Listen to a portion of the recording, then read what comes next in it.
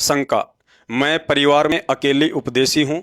घर के अन्य अनुपदेशी व्यक्तियों द्वारा देवी देवताओं को भोग लगाने के बाद बचा हुआ भोजन खा सकती हूँ या नहीं।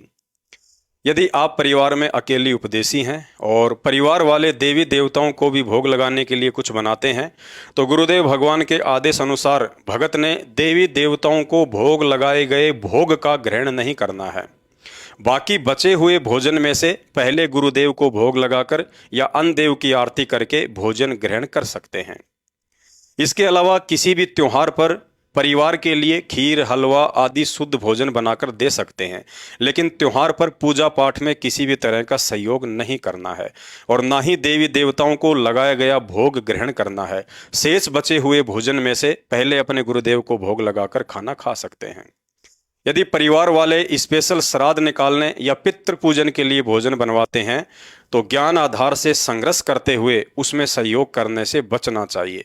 उपदेशी को थोड़े बहुत विरोध का सामना अवश्य करना पड़ सकता है, लेकिन गुरुदेव के सत्संगों को आधार बनाएंगे तो संघर्ष भी आसान हो जाएगा कि जिस परमात्मा की प्राप्ति के लिए मंसूर ने संघर्ष करते हुए शरीर का अंग अंग कटवा दिया था, मीराबाई को घर त्याग कर वृंदावन में रहना पड़ा था, सम्मन ने अपने पुत्र सेऊ का शीश काटना पड़ गया था, नरसिंह भगत ने करोड़ों की संपत्ति भंडारे में लगाकर एक झोपड़ी में रहना स्वीकार किया, अब्राहिम सुल्तान ने राज्य त्याग कर जंगल में रहना स्वीकार किया, संघर्ष करते हुए सदना भगत ने अपने दोनों हाथ तक कटवाए।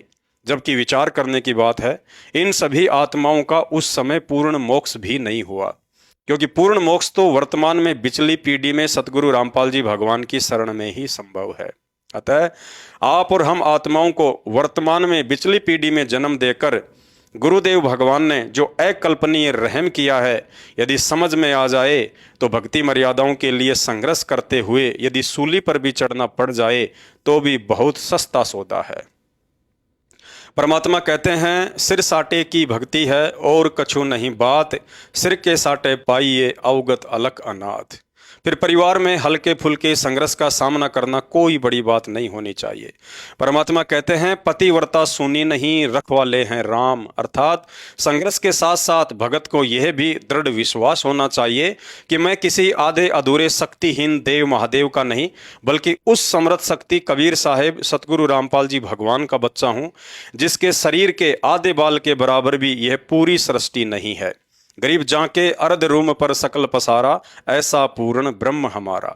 एक सत्संग में पूज्य गुरुदेव भगवान ने बताया कि दो दुकानदारों का आपस में झगड़ा हो गया। एक बोला मैं तेरे सिर में बाट मारूंगा, तो दूसरा बोला मैं कौन सा चुपचाप ही बैठा रहूंगा।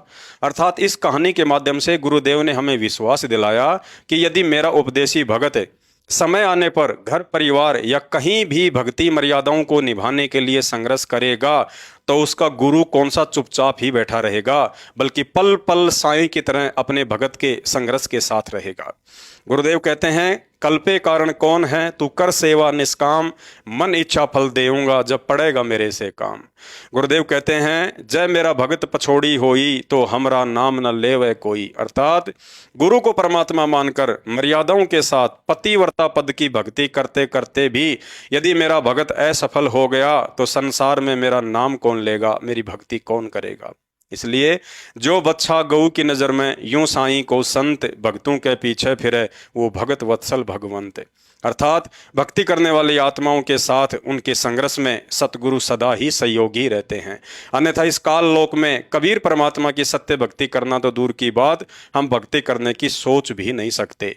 फिर गुरु आशीर्वाद बिना संघर्ष और मर्यादाओं की तो बात ही छोड़ दीजिए। भाई और बहनों, गुरुदेव भगवान की लीला का हर एक क्षण भगत के लिए शिक्षात्मक होता है।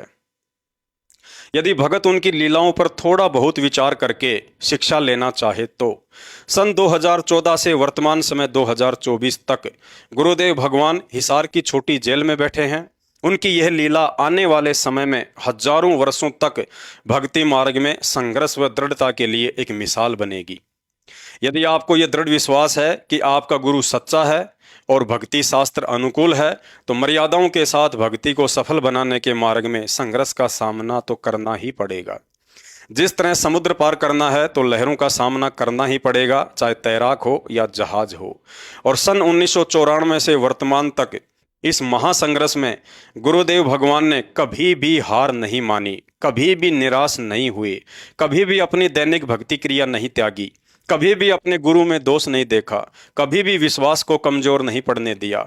हमेशा यही कहते हैं, राम नाम रटते रहो जब तक घट में प्राण, कभू तो दीन दयाल कह भिनक पड़ेगी कान। अर्थात आज नहीं तो कल परमात्मा अवश्य अपने भगत की पुकार को सुनेगा।